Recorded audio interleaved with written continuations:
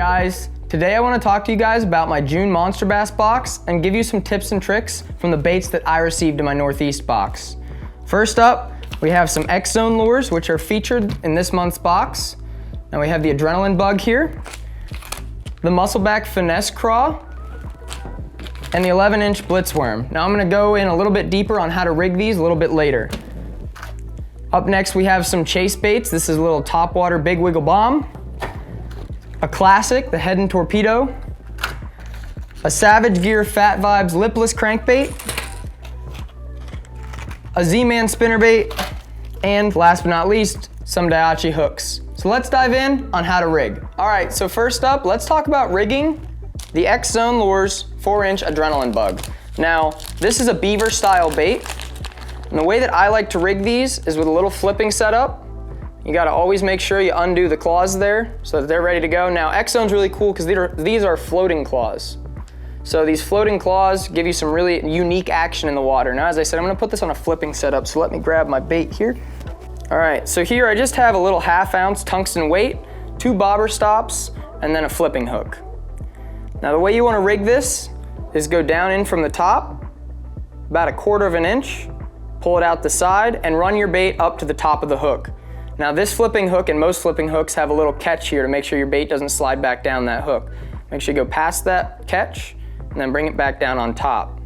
From there, you want to slowly bring the hook out the top, not too much, and then put it back in the bait so it's a weedless presentation. From there, I like to personally peg mine pretty close. If you're fishing in heavy cover like thick grass, milfoil, you're gonna wanna make sure that your weight doesn't move too much. If you're fishing this in more of an open water scenario, you can give it a little bit of room so that bait has some extra action as it goes down through the water. But that's how I would rig this 4-inch Adrenaline Bug. Up next, we have the X-Zone Pro Lures Muscleback Finesse Craw. Now this is a 3 1/4 inch bait, and it's gonna work really well for me on the back of a jig. So same thing like I said before, X-Zone's really cool. These are floating claws, so it's gonna give it some really unique action down there. Now I've busted out a custom jig that one of my friends makes, but you can take any football style jig or flipping jig, whatever jig you like to use. I'm just gonna thread this on there all the way up to the center of the bait, kind of where it gets thick right here. Pop it out, thread it up my hook,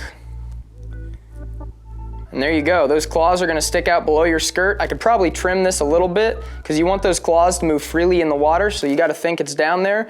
With the floating claws, these claws are gonna be up in the water, in the current, moving back and forth, really enticing those bass. So that's how I would rig this Muscleback Craw. All right, after the Muscleback Craw, we're gonna dive in on this 11-inch Blitzworm. Now in the Northeast, these big worms don't really play until that water gets really hot and those big fish move offshore. So I'm gonna throw this around rock piles, deep ledges, big cliffs, anywhere I can find that deeper, cooler water. Now, as I said, this is a big ribbon tail worm. 11 inches is nothing to scoff at, but you got a pretty nice body to work with here, and if you ever wanna shorten it, all you have to do is pinch and twist some of these little balls up top. Now I'm gonna leave it as the original here, and I have a little screw head football jig, and I'm just gonna thread this right on there on the screw. So you just kind of twist your bait in there, and it's gonna thread right onto that jig head really nicely. You wanna get it flat to the surface and facing the right way, so the flat part of the bait is where you're gonna stick that hook in. Bend the bait a little bit, thread it up through, put it back in itself to make it weedless, and there you go. This is what I would call a middle of the summer big fish catching machine. This thing's a 1/2 ounce. It's gonna go down there through the water column, making a ton of action and movement and really entice those kind of finicky fish in that warmer water. So be sure to check out the Blitzworm from X-Zone. Up next, we have the Savage Gear Fat Vibes, just a little golden lipless crankbait. I like to throw lipless more so in the spring personally, but anytime you can get around some submerged grass, a lipless is gonna shine. It's representing a bait fish that you're ripping through that water, and you can get it to sink down in that grass, rip it a few times, and it's gonna get some reaction strikes. Now, I'm not gonna show you guys how I'd like to tie this on. I prefer a little Palomar knot for this, but I will say what I'd throw it on. You're gonna want a moderate action rod, something with a good flex in the tip. I wouldn't use a fast action or anything like that because you're gonna rip this bait out of the mouth. That moderate action is going to let the rod load up if that fish does bite when it's just sitting there in the grass or when you rip it really hard. So you don't have to do a big hook set with a lipless crankbait. These treble hooks are going to set themselves in for you. So I would throw it on like a 7-foot moderate action, maybe a medium, perhaps a medium heavy depending on the rod. But that's kind of what I'd throw it on. Maybe a 12-pound line. You could bump it up to 14 if you're fishing heavier grass stocks, but that's kind of the techniques and the rod that I would use for this Savage Gear Fat Vibes. All right, up next, we have the Chase Baits Big Wiggle Bomb. Now this is kind of a new iteration on an old school lure. It's just a topwater frog looking thing, but this one kind of has a tadpole look to it with this tail. It's a super soft material, and I would work this just like you'd want to work, you know, a regular topwater frog, except I think this one might be a sinker. So I think it'll go down into the water very slowly because it's, you know, fairly buoyant. It's going to take up a lot of that water as it's trying to sink, but you know, it's got some pretty heavy weights up here in the hook. So it's going to be a slow sinker, which is a great way to represent those tadpoles before they finish finalizing that frog stage in their life. You could throw it on a fluorocarbon or a mono. You could throw it on a braid depending on where you're going to be fishing this, but remember that it's got these giant hooks on it. These look like 5/0 hooks. So you're going to want to have a pretty heavy line. If you're going to throw fluorocarbon, I'd say 15 to 20 pound. If you're going to throw mono, I'd bump it up to like 25. If you're going to throw braid, I wouldn't go anything lower than 30-pound braid. You know, this bait's gonna have a lot of action to it, as you can see here, just barely moving it. This super soft material's got a lot of kind of a living rubber feel to it, if you will.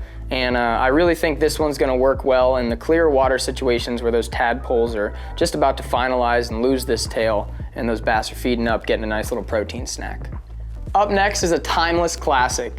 This is the Head and Torpedo. If you haven't seen the Head and Torpedo, you've been living under a rock. Middle of the summer, those fish are feeding up on smaller bait fish, especially in the Northeast. These little torpedoes make a ton of noise in the water, and it's a perfect size for an angry bass to come up and want to inhale this thing. What's really cool about the Head and Torpedo is it doesn't just target bass. I've caught crappie, I've caught pike and pickerel, anything that wants to be feeding on these little tiny minnows, this will target.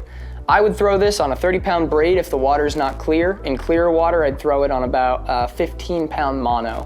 I'd want to use probably a 7-foot rod, a fast action tip. You could go moderate depending on, you know, how big the fish you're fighting is. But you're going to want to be able to kind of set the hook, so you'll be popping this along, swimming it through the water. That tail's going to be making a ton of noise in the water.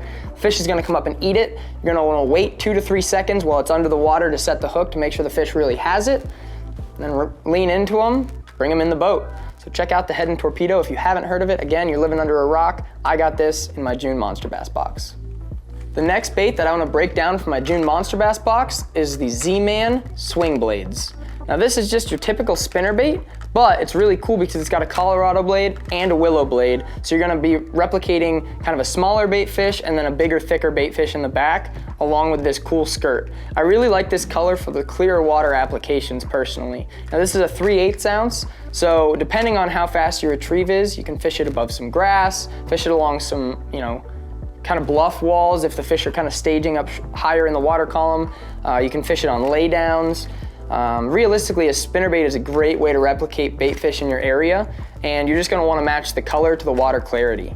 So I would personally throw this on probably a 7/3 medium rod with a moderate action. I personally like to feel those blades kicking in the water. I know some people will bump that up and throw it on a medium heavy, but I like the more bend in my rod when I'm throwing spinnerbaits. It allows the fish to come up, get the bait, and I'm not gonna rip it out of their mouth. You know, if they go for the blades and kind of barely get some of this, I'm not gonna pull the bait away from them before they're able to readjust and really get on that hook. So that's why I like the moderate rod. I like to throw my spinnerbaits on a 12 or 14-pound fluorocarbon. You could downsize that to a 10-pound fluorocarbon. Realistically, I would let that decision be based on the size of the fish that you're gonna be catching. So, you know, I'm super excited to throw this season. It's a great way to mimic the bait fish that are in my local waterways up here in the Northeast. And, you know, I'm super excited to throw the swing blades from Z-Man. All right, last but not least, these Daiachi hooks. Now, these are wide gap offset hooks, and I'd like to throw these right on a weightless Senko personally. You could use them for a Texas rig, but, you know, I like to throw a weightless Senko right this time of year. Those fish are kind of getting into that post-spawn area, and you know, a weightless Senko is a time-proven killer. So here I have the stick bait. I'm gonna go ahead and down through the top, similar with the flipping hook, just about 1/4 of an inch. Pop that bait out the side and run it up the hook. Okay, so you can see that it's sitting pretty flat on the top. So what I wanna do is bend the bait, pop it through, and then if I'd like it to be weedless, there you go. There's your weedless stick bait presentation. And you know, these Daiachi hooks are incredibly sharp, so you know, you're hoping that that fish comes up, eats the whole bait, and that hook's gonna penetrate out of this soft plastic here. So that's how I would use these Daiachi hooks from my June Monster Bass box. So there you have it. There's all the baits that I received in my June Northeast Monster Bass box. I showed you how I plan on rigging it, how I plan on using them, and what gear I'd throw it on. If you disagree or you have any other ways that you would do it, feel free to let us know in the comments below. If you'd like to subscribe to a Monster Bass box, go ahead and check it out in the ANGLR app. You can see all of the different regional subscription boxes right inside the gear section. If you don't have a Monster Bass box, what are you waiting for?